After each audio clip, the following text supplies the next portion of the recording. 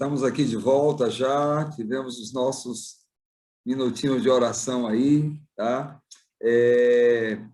Agora eu vou ter aí a alegria de apresentar a Melissa. Vamos ver se a Melissa já está conosco. Melissa, você está me escutando? Aí está a Melissa. Boa tarde, Melissa. Você pode dizer para nós o seu nome completo e aonde você nasceu, Melissa? Meu nome é Melissa de Paiva Gibson, agora. Eu nasci em Itu, São Paulo. Ah, você nasceu em São Paulo. E você morou no Brasil durante quanto tempo? Até os 4 anos. E daí a gente veio para os Estados Unidos, para o Michigan, lá na Andrews University. Ah, ok. Aí, então, com 4 anos, vocês foram para Andrews, sua família, né? E, e vocês, me parece que o sonho do seu pai era ser missionário, aí trabalhar, é isso mesmo? A minha avó e meu avô foram missionários desde que eles casaram, no Amazonas, no Brasil, em Peru, Venezuela, Colômbia, não sei nem quantos países, na África também. Então, era uma coisa assim da família importante para ser missionário, algum ano da vida ou mais tempo, era o plano. Era um plano, ok. Melissa, atualmente você está onde? Mora onde? Agora eu moro no Texas. A gente mora aqui na Universidade de Southwestern Adventist University em Keene, uma cidadezinha bem pequenininha. Ah, ok. Melissa, eu quero fazer uma oração, tá? Para que Deus possa, de fato, a sua história de vida é uma história tremenda. Daria para escrever um livro, não sei se você já pensou nisso, né? Um grande livro. E é claro que o tempo que a gente tem aqui é muito pequeno, é muito curto, para talvez você poder contar, né, tantas coisas que foram marcantes, impactantes na sua vida. Mas nós vamos orar para que o Espírito Santo lhe dirija e nesse tempo que você tem, você fale aquilo que nós precisamos ouvir. Vamos orar então. Grande Deus, eu te louvo pela oportunidade de estar aqui com a Melissa. O Senhor a escolheu no ventre de sua mãe, Margarete, e ela foi escolhida para a tua glória. E ela entendeu isso e tem buscado viver para a tua glória.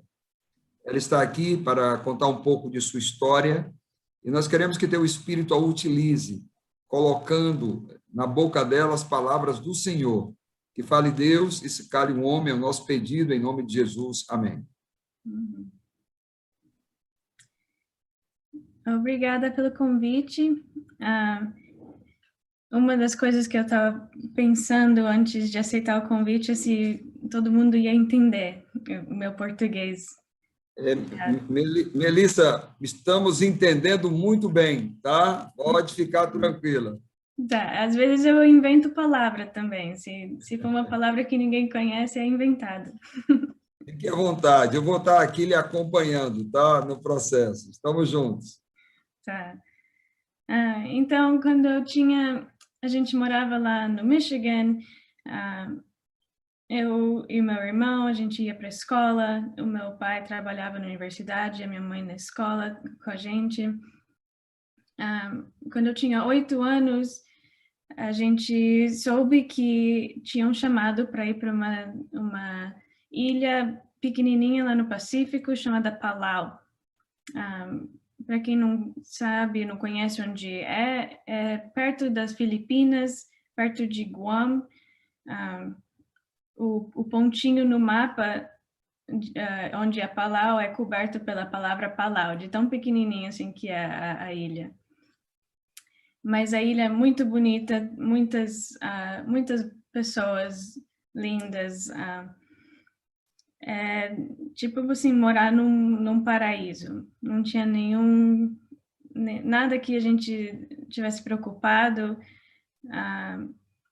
a gente ia para a escola, a gente saía para a praia quase todo domingo com a igreja, os membros da igreja. Eles olhavam para a gente como se fosse da família. Quando a gente chegou no aeroporto, lá pela primeira vez, vem toda a igreja para receber a família nova que está vindo de missionários. E eles fazem colares de flor de verdade e põe, cada pessoa põe um colar em cima de você, assim, até põe na cabeça, e no final você já fica com os colares até aqui no queixo, e é um cheiro tão bom, assim, das flores, as flores tropicais, naturais. E eu gostava bastante de estar lá, muitas coisas boas. E muitas pessoas também que a gente via que apreciavam a nossa família, inclusive algumas, tinha outra família brasileira lá, a única outra família brasileira, eles não eram adventistas, mas eles sempre vinham para nossa casa para comer, conversar, era bem legal. Em Palau, a política é um pouco diferente, eles têm um chefe e tem a rainha. E interessante de lá é que o chefe e a rainha de Palau são adventistas e eles são irmãos.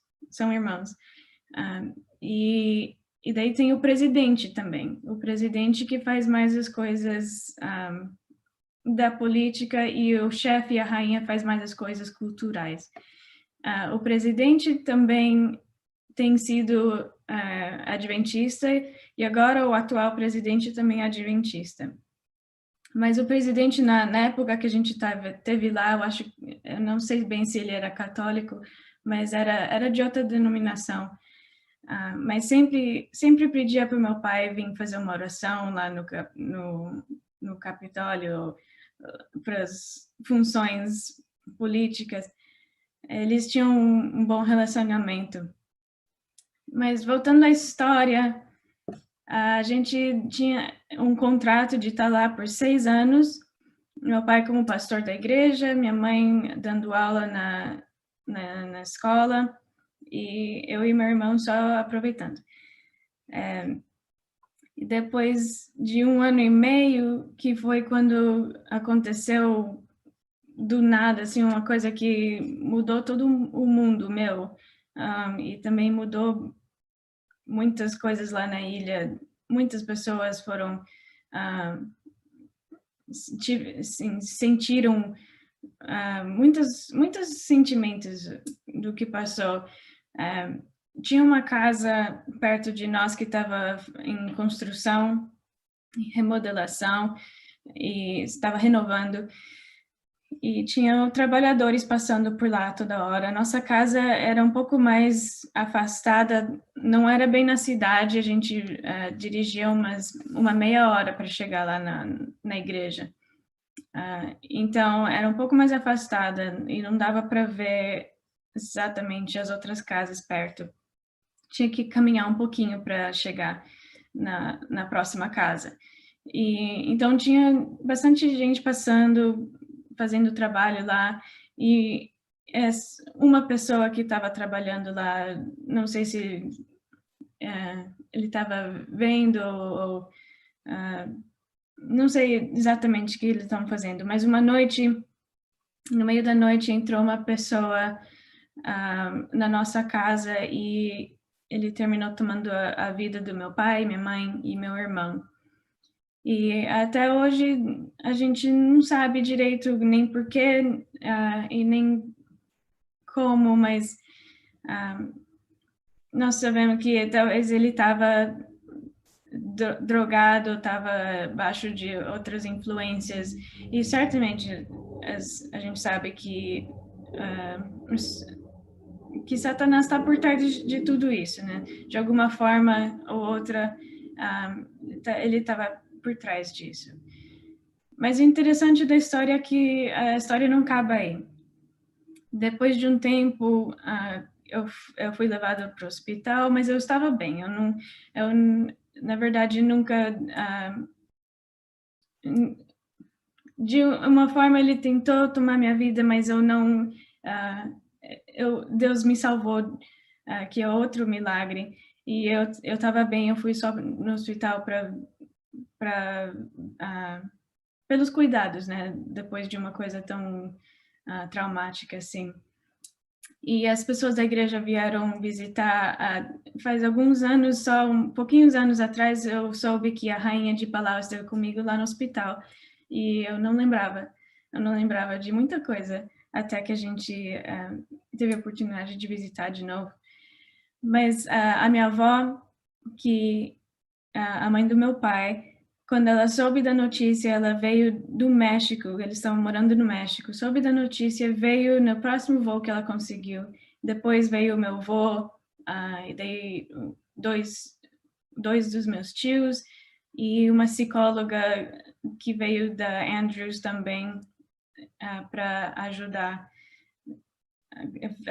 que foi mandada pela Conferência Geral.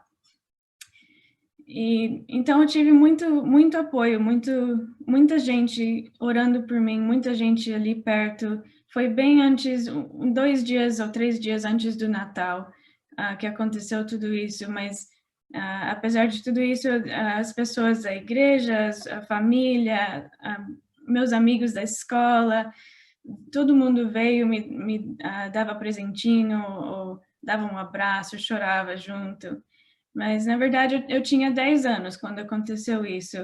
E eu estava, assim, era uma semana ou mais, esse tempo, assim, que passou bem perto de tudo isso, que eu estava em choque, né? E você ainda continua funcionando, mas depois que passa o choque inicial é quando vem, assim, todas as lágrimas, quando vem o medo e tudo mais que você pensaria que viesse, né? Então, a ilha fez um funeral que eles fizeram nacional, veio muita gente para esse funeral. Nunca teve nessa ilha alguma coisa assim, de 3 pessoas morrerem em uma só ocasião, e também ser a família do pastor missionário. Então, na ilha teve, assim, uma sensação de, não sei como falar em português, de shame. Eles estavam muito tristes do que tinha acontecido na ilha deles, né? As pessoas de lá. Então, sempre ficou uma coisa assim, mesmo que quando eu saí de lá, eu falei publicamente no funeral que eu queria um dia voltar para Palau. E muitas pessoas lembraram do que eu tinha falado. Mas ficou sempre assim uma coisa assim que eles, não sei se é vergonha ou tinha um certo sentimento negativo do que tinha acontecido na ilha deles para nossa família. Então, passaram os anos, eu fui morar com a minha avó, e essa foi outra parte que Deus ajudou muito, porque eu tinha muita família, os outros avós, tios e tias, que se fizeram disponível para ficar comigo, para eu morar com eles. Eu não ia poder ficar em Palau como eu queria, não sei nem como, mas eu queria ficar lá. Mas terminei vindo de volta para os Estados Unidos, de volta para a mesma escola que eu tinha saído quando eu tinha 8 anos, e eu morava com minha avó e meu avô, e o tio Limar e a tia Raquel, que ficaram com a gente por um tempo. E, então, nesse tempo foi um tempo muito marcante para mim, porque eu estava aprendendo o que era o que era viver uma vida cristã depois de uma coisa assim. Onde que estava Deus? Por que Deus permitiu o que passou? E eu perguntava assim, perguntas, se vocês achavam, eu acho que eu perguntei para minha tia, você acha que esse homem vai estar lá no céu? E perguntas assim que eu tinha 10, 11 anos, e era coisa que passava pela minha cabeça à noite, não deixava dormir. muitas vezes a avó ou a tia Raquel cantava para eu dormir de noite, fazia oração. Então, eu tinha perguntas e muitas conversas que aconteciam às 3 da manhã, quando eu não conseguia dormir, sobre perdão, sobre essa, o conflito que existe no mundo entre o bem e o mal. E com todas essas conversas, com eu ler a Bíblia, muitas pessoas com apoio, eu vinha conhecer que Deus tem um jeito muito diferente do mundo do que a gente vive, de explicar as coisas. Na verdade, a gente nunca teve muita explicação do porquê, mas todas as outras coisas que passaram depois ajudam a gente a ver os efeitos do que tinha passado. E eu cresci, assim, uma vida normal, apesar de tudo isso. Eu fui bem na escola, eu sempre fui bem em todas as coisas que eu participei, em esportes, em música e tudo. E para muita gente, eles não sabiam do que tinha acontecido comigo se eu não tivesse falado ou se não tivesse conhecido a família. E foi uma forma, assim, de passar por esse tempo, porque às vezes era um pouco envergonhoso as pessoas perguntarem onde está sua mãe? O que eu ia falar? A minha avó está aqui. Eu não sentia mal, assim, mas era um tempo meio, assim, raro. O que você fala? Não sei. Eu não quero que eles se sintam mal por terem perguntado e também não quero contar a história toda aqui. Mas foi muitas coisas que eu tive muita ajuda, muito apoio da igreja, da família e dos amigos. Então, vai passando os anos, eu fui para o colégio, que seria college, seria universidade, né? Universidade, ok? Universidade. A universidade. Então, eu estudei na universidade que eu moro aqui agora, a Universidade Southwestern Adventist University. E aqui eu tive a oportunidade de contar a minha história publicamente pela primeira vez. E nesse ano, naquela época, foi uma coisa assim que mudou para mim a história, de poder contar a história sem chorar, sem quebrar, sem ficar com vergonha e essas coisas assim. Eu também já estava um pouco mais velha, já tinha processado um pouco dos pensamentos que eu tinha. E não sei se alguém leu os artigos que saiu na Revista Adventista em 2012. Também foi a primeira vez que eu tive a oportunidade de escrever e contar a história assim, tão abertamente. E depois da universidade, eu casei com meu esposo, que a gente conheceu e trabalhou junto, estudou junto na universidade. Ele é pastor também. Eu não tinha plano de casar com pastor, mas também não tinha plano de não casar com pastor. Então, foi bom, Deus sempre guiou nesse aspecto. E a gente se formou da universidade. No próximo 2 meses, a gente mudou de volta para Andrews, para ele fazer o mestrado dele lá no seminário. Enquanto eu estava lá, em 2016, eu recebi um e-mail do meu avô e também da psicóloga que veio de Palau, veio para Palau, lá da Andrews, com uma foto, e o título era Batismo do Justin. Justin é o nome da pessoa, do homem que matou a minha família, matou meus pais e meu irmão. E ele tinha sido batizado, ou ia ser batizado, na mesma igreja que meu pai foi pastor. Obviamente, depois de que passou tudo lá em Palau, ele foi levado à prisão e teve a sentença de ficar na prisão o resto da vida dele, né? Por tantos anos que eles deram e a idade que ele já tinha, vai ser o resto da vida dele que ele vai estar na prisão. E E lá ele recebeu o estudo bíblico dos pastores. Foi depois de nós, não sei quantos pastores teve no meio, mas teve um pastor Tiago Cunha, que é do Portugal. Ele teve lá em Palau com a esposa dele, o filho e a filha, que muitas pessoas de Palau falaram, vocês nos fazem lembrar do pastor de Paiva, porque falava português, tinha a esposa e o filho e a filha da nossa idade também, quando a gente estava lá. Então, eles eles se apegaram com ele de uma forma especial também. E ele deu estudo bíblico para o Justin na prisão. E depois de não sei quanto tempo de estudo bíblico, ele decidiu se batizar. E o interessante foi que o juiz da prisão deu para ele 4 horas para sair da prisão e ir para a igreja, que é do outro lado da rua. Você vai caminhando, tropeça e chega lá. E o juiz deu 4 horas para ele batizar e voltar.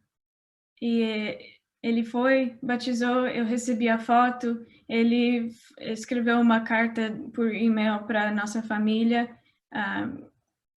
falando do remorso que ele tinha, quanto ele sentia o que ele fez. Ele é uma pessoa nova e tem mudado e que espera ver, espera chegar no céu para ver eles de novo. E então, eu vi aquele e-mail e eu não sentia assim, eu nunca sentia nada tão de mal para ele que eu quisesse que ele tinha morrido ou que alguém matasse ele. A minha avó me ensinou muito cedo o poder do perdão e o poder que Deus tem acima de tudo, que a gente tem que olhar pela uma perspectiva mais grande do que a gente vê. A gente sabe que Satanás estava por trás de tudo isso. A pessoa em si podia mudar. Mas eu não lembro de um momento, de um dia, que eu falei, eu perdoo ele. Foi um processo, assim, que acontece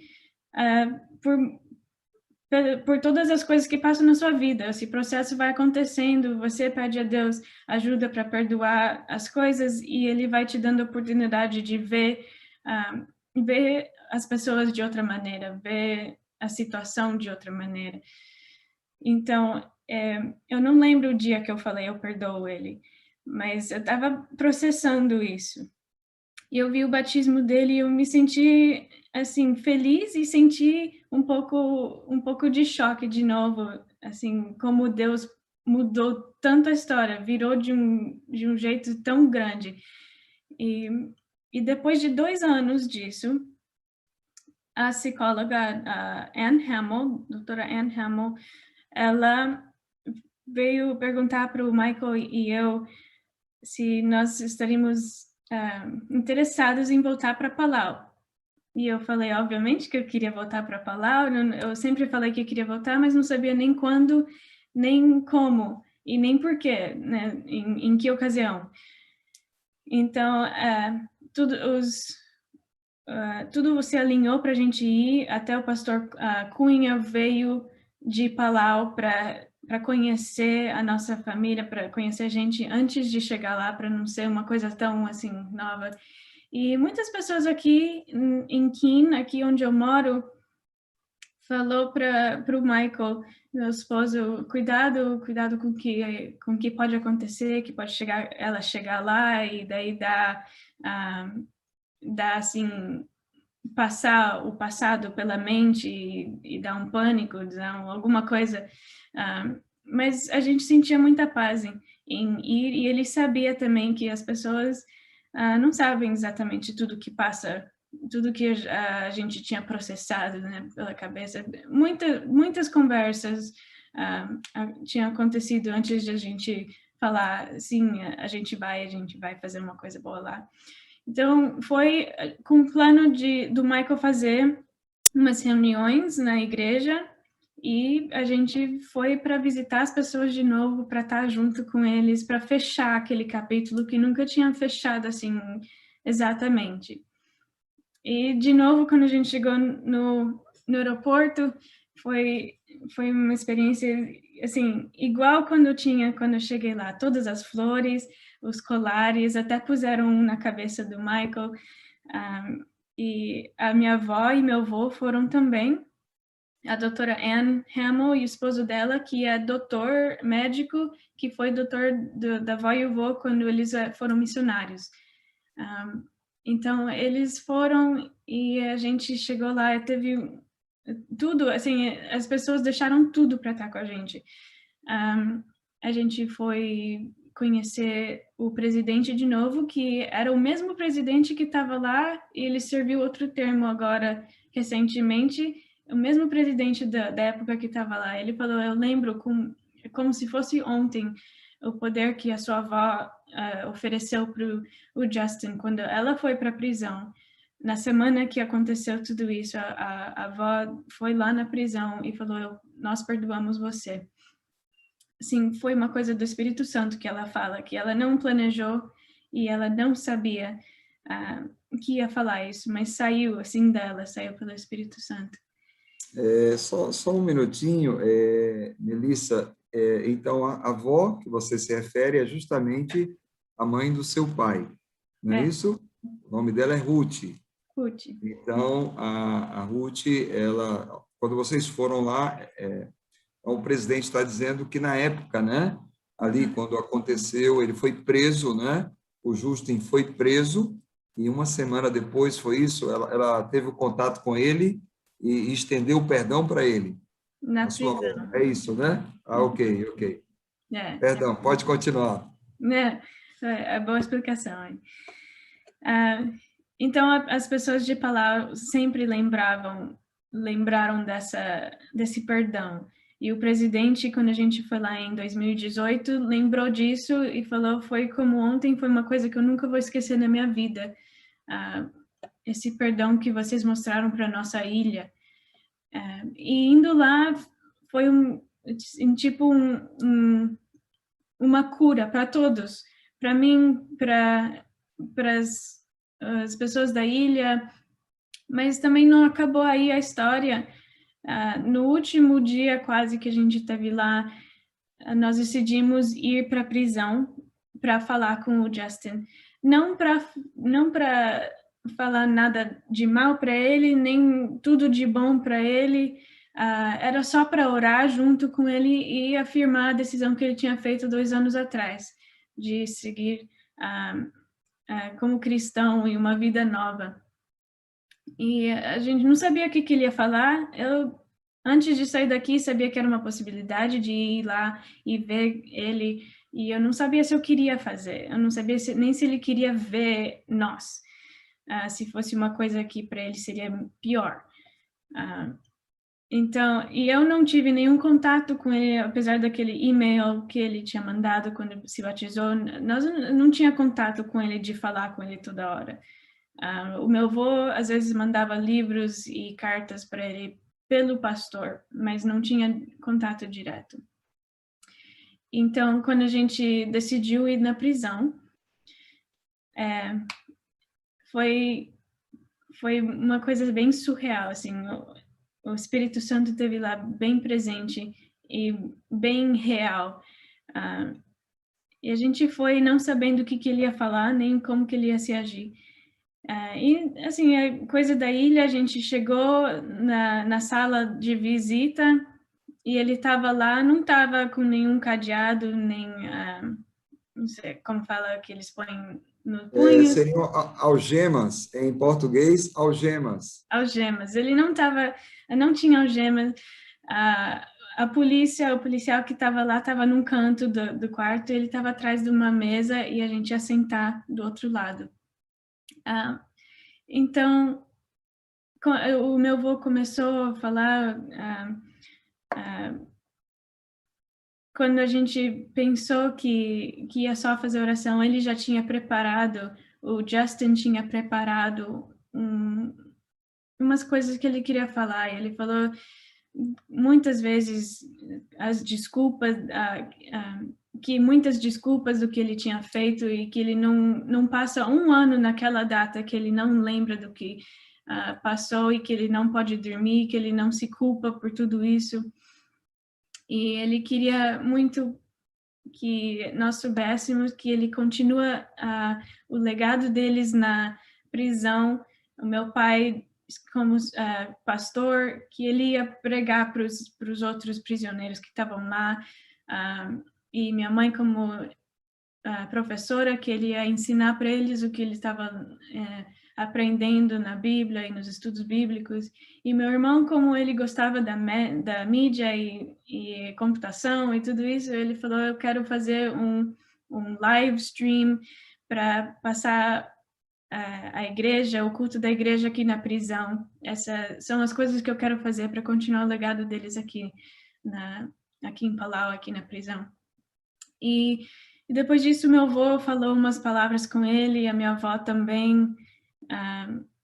E daí chegou para mim, eu não sabia o que eu ia falar, nem sabia como que eu ia falar, mas de novo o Espírito Santo, assim como estava tão presente lá, eu falei para ele que nós não somos melhor do que você, mesmo que o que ele tinha feito não era nada comparado, o que eu tenho feito de mal não era de tão, assim, de tão grande do que ele tinha feito, mas eu falei para ele, nós não somos melhores do que você, nós somos todos pecadores, e Deus quer salvar todo mundo, não é, o meu pecado não é melhor do que o seu, nem menor do que o seu.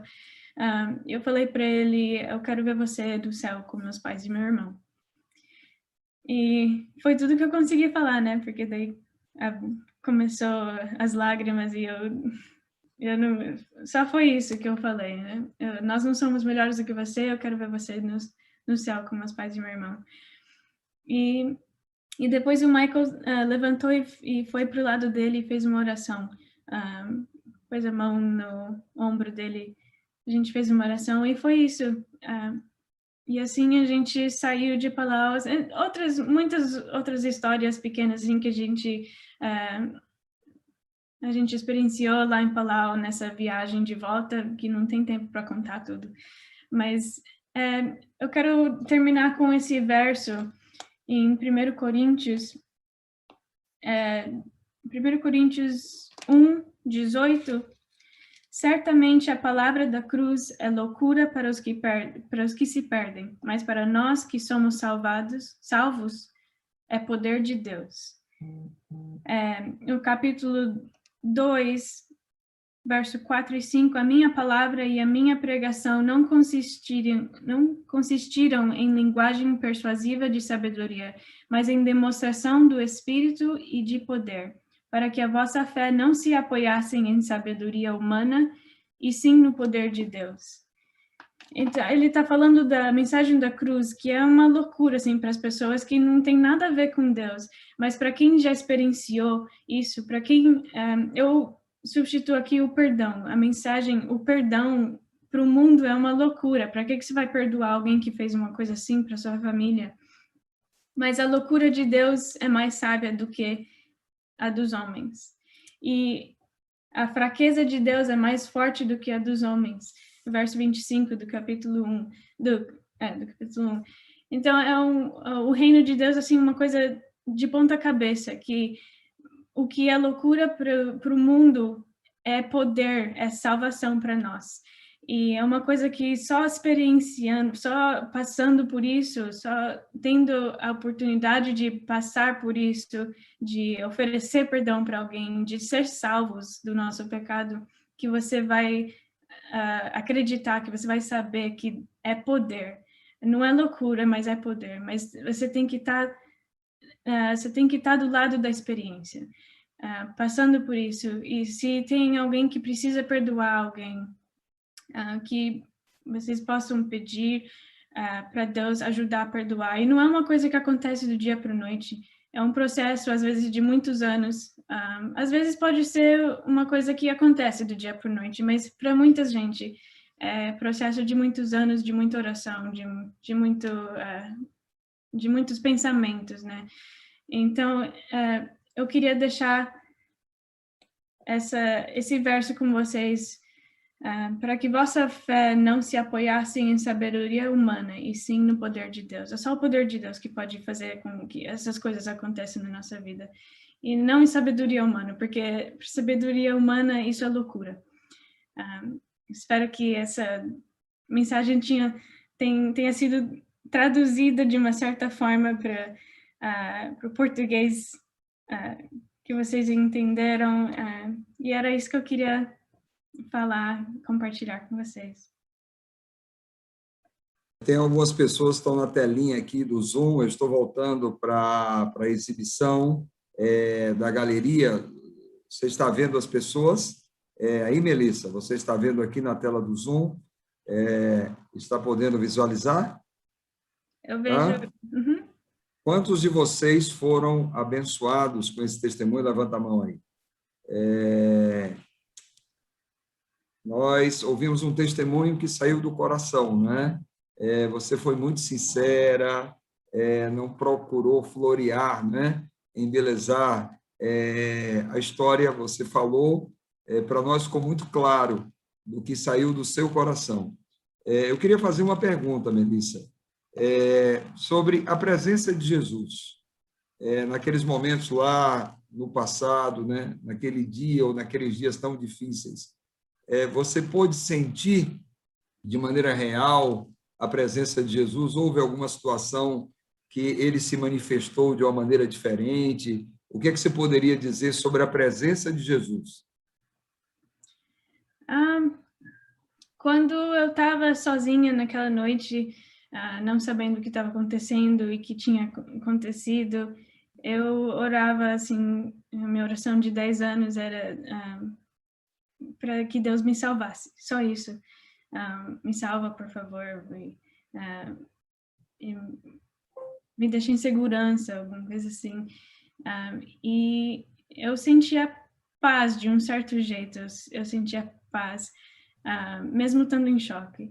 E depois, nos anos passando, a presença de Deus para mim era na forma da família e na forma dos amigos que apoiaram tanto. E também, como eu falei, voltando para Palau, a gente só sentia assim, uma coisa assim, você tem que passar por ela para sentir a presença de Deus tão perto, assim, que você quase sente o calor. Eu acho que várias vezes na minha vida eu senti a presença de Deus e toda vez foi um pouco diferente, ou por uma certa pessoa, ou por uma certa música, uma certa situação que eu sentia. Ok. Louvado seja Deus, né? Jesus esteve de maneira muito real, né? Ao longo de toda a sua vida. Como ele prometeu, estarei convosco todos os dias, até a consumação dos séculos. Não nos abandona. E você pôde sentir de maneira muito real a presença de Jesus. Eu soube que parece que lá, na prisão onde está Justin, tem uma igreja, uma capela lá dentro, é isso mesmo? Eu não sei exatamente como que é, se é uma capela, mas ele já tem feito estudo bíblico com outras pessoas na prisão, e eu acho que já pelo menos 2 pessoas têm sido batizadas por causa dele. Então, ele se tornou um pastor ali dentro da prisão, né? Justin, seu pai tinha um ministério ali na prisão, né? Você falou, a sua mãe, né? Quando estavam lá na ilha, não é isso? Ele visitava sábado à tarde as pessoas na prisão, fazia estudo com eles, cantava. E Justin está lá, e se as coisas seguirem dentro desse contexto, até a volta de Jesus, ou o último momento da vida dele, ele vai estar lá dentro da prisão, sendo um mensageiro da esperança, né? Anunciando a volta de Jesus. Você, imagino que você já deve ter pensado, na sua mente, já deve ter passado o cenário de quando Jesus voltar, seu pai, sua mãe, seu irmão vão ressuscitar, e esse reencontro. Imagine o seu pai, imagino que você já pensou nisso, encontrando Justin lá no céu, né? Esse reencontro com você, esse encontro com o seu esposo, o Michael, né? Você já parou para pensar nisso? Já, e você começa a imaginar, daí você fala, não adianta nada, vai ser melhor mesmo. Já parei para pensar, mas é difícil imaginar. Ok, é difícil imaginar. É isso mesmo, né? A emoção, né? A emoção do reencontro, né? Que você anseia e que nós também ansiamos, né? Ansiamos. Porque o seu último encontro com o contato que você teve, você tinha 10 anos, né? Então já se passaram o quê? 17 anos, né? 17 anos. Mas nós sabemos que Jesus está perto, muito perto de voltar, né? Então não vai demorar muito. Essa pandemia, ela mostra para nós que não vai demorar muito, né? E nós teremos um reencontro.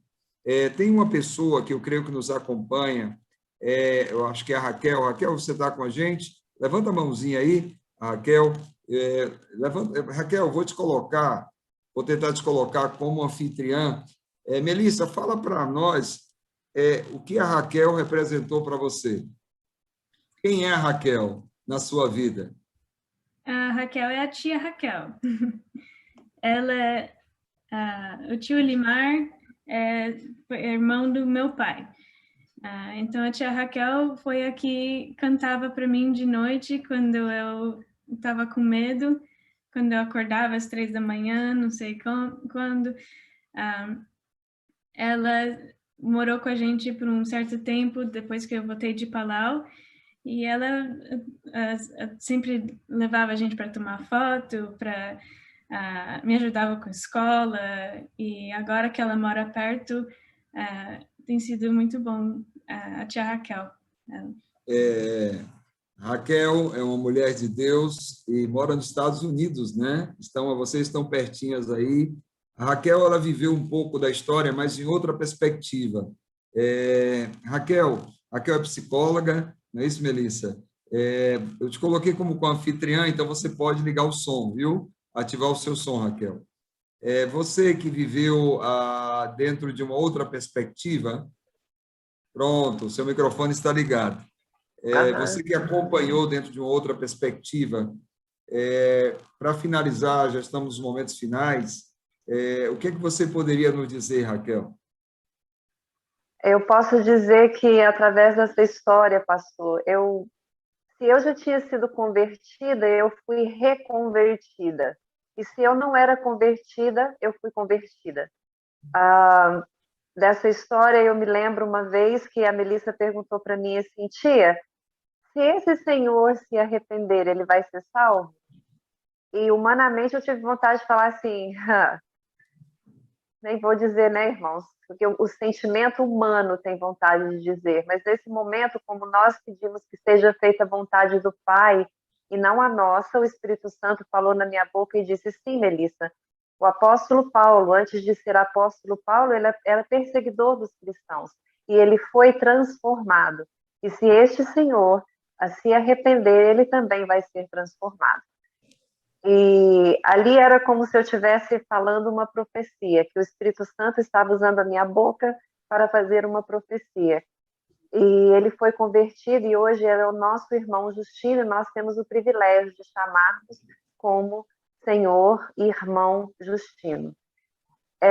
Eu pude conviver, eu tenho o privilégio de ter convivido não somente com a Melissa, mas também com a minha sogra, com o meu sogro, pais, né, do meu cunhado, e ter a oportunidade de ver essa história debaixo nos bastidores, porque às vezes as pessoas escutam e ficam pensando, mas como é nos bastidores? Nos bastidores é ainda melhor do que quando eles falam, porque viver, quando você vive sem pensar, é diferente de quando você fala e você pensa. Então, realmente, são pessoas que permitiram que o Espírito Santo usasse. Não são super-heróis, são pessoas que decidiram aceitar que a vontade de Deus fosse feita neles, aceitar que o Espírito Santo tivesse morada na vida deles. E por isso toda essa história aconteceu. E todos nós podemos permitir isso. Se nós convidarmos o Espírito Santo para habitar em nós, se nós aceitarmos, a cada oração nós dissermos, seja feita a tua vontade, como Jesus fez na cruz, Pai, se possível, passe-me esse cálice, mas seja feita a tua vontade, o Senhor vai obrar em nós. E o Senhor vai fazer maravilhas através de nós, Ele vai poder nos usar como instrumentos, como Ele tem usado a Melissa, como Ele usou a minha sogra, o meu sogro, como Ele nos convidou, o meu esposo e a mim, para fazer parte dessa história, que é nada mais, nada menos para mostrar ao mundo o poder de Deus. Nós não somos nada. Deus simplesmente nos escolheu como ferramentas e nós aceitamos. Então, você que está aí me ouvindo, que vai ouvir depois, e quem sabe não vai ouvir hoje, se você quer ser um instrumento nas mãos de Deus, peça e que seja feita a vontade dele na sua vida. Vai ser fácil? Nem sempre. Nem sempre vai ser fácil. Desculpa. Vai ter lágrimas, muitas lágrimas. Vai ter dor, muitas dores. Jesus nos disse, no mundo tereis aflições, mas tem de bom ânimo, eu venci o mundo. Ele sempre nos dá o alívio, Ele sempre nos dá o conforto, e Ele vai estar conosco todos os dias, até a consumação dos séculos. Muito obrigado, Raquel. Você é uma bênção. Eu louvo a Deus pela sua vida, tá? Muito obrigado. Melissa, eu gostaria de pedir mais duas coisas a você. Nós já estamos terminando aí, mais uns 5, 6 minutinhos e nós finalizamos. Nós estamos vivendo um momento muito difícil, não apenas no Brasil, no mundo, né? Com respeito ao coronavírus. O Brasil vive um momento realmente dificílimo, muita gente morrendo. Certamente nós temos aqui pessoas que perderam algum ente querido e sofrem, perderam para a pandemia e sofrem, não é? para o coronavírus. Essas pessoas que estão realmente vivendo momentos tão difíceis, o que você poderia dizer para elas? Você teria alguma palavra para elas? Porque alguns são servos de Deus, alguns perderam filhos, alguns perderam pai, perderam irmãos. O que você poderia dizer? É difícil saber o que dizer para alguém que tenha perdido alguém na vida, porque mesmo passando por isso, para cada pessoa é diferente a situação deles, o que eles têm passado na vida, todas essas experiências, fica para cada pessoa uma coisa assim bem individual. Mas o que me ajudou para mim foi saber que esse conflito que a gente vive, se a gente tem o conflito assim em mente, como a parte de trás de tudo que a gente passa, a perspectiva que você só vê um quadradinho assim da sua vida, se torna numa foto muito mais grande do que Deus vê, né? Nós nunca vamos saber por quê e nem quando. Essas perguntas a gente nunca sabe como responder, mas a perspectiva com que a gente vê o que está acontecendo na vida é o que me ajudou, sabendo que o Justin talvez não tinha feito tudo o que ele fez só por causa humana, tinha uma força mais grande atrás disso. E como enfermeira, agora eu tenho cuidado de muitos pacientes com esse vírus e muitas pessoas que não podem ter família enquanto no momento da morte, que eu tive lá segurando a mão deles.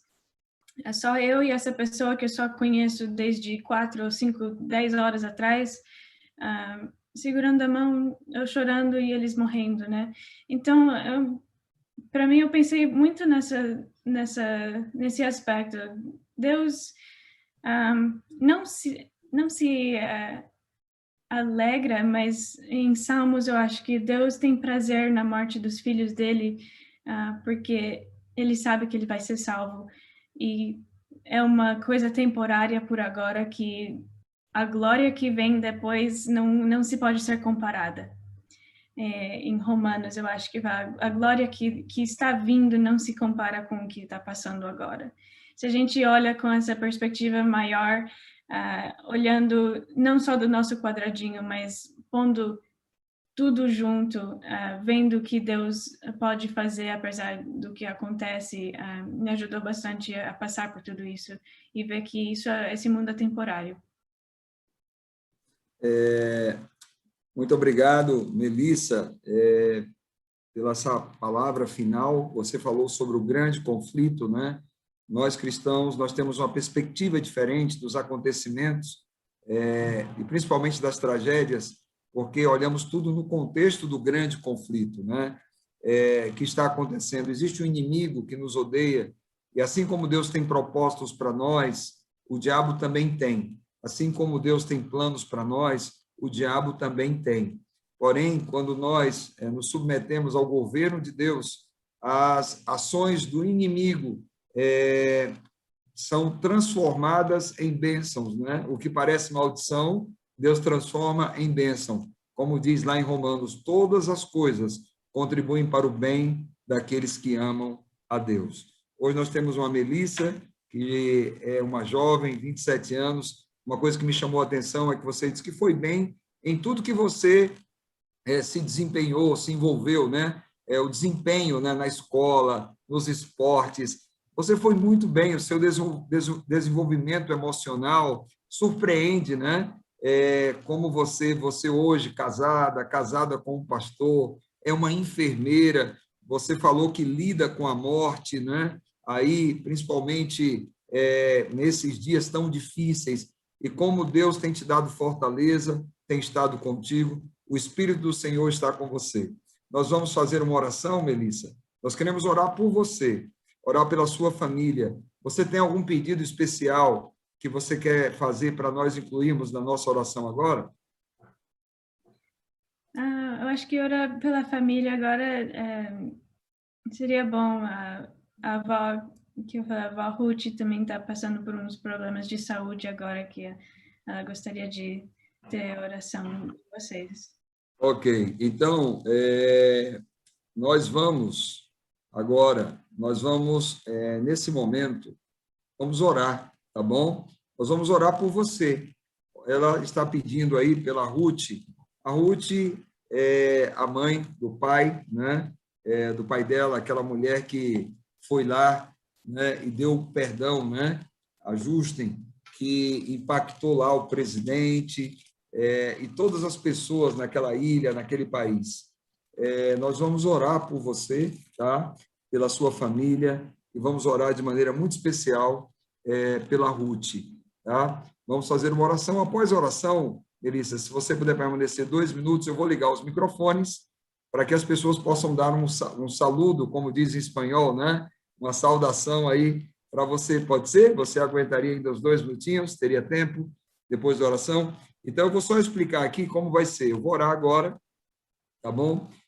Nós vamos, depois da oração, eu vou pedir que vocês me acompanhem na oração sacerdotal, tá? Nós vamos fazer todos juntos a oração sacerdotal para Melissa, tá bom?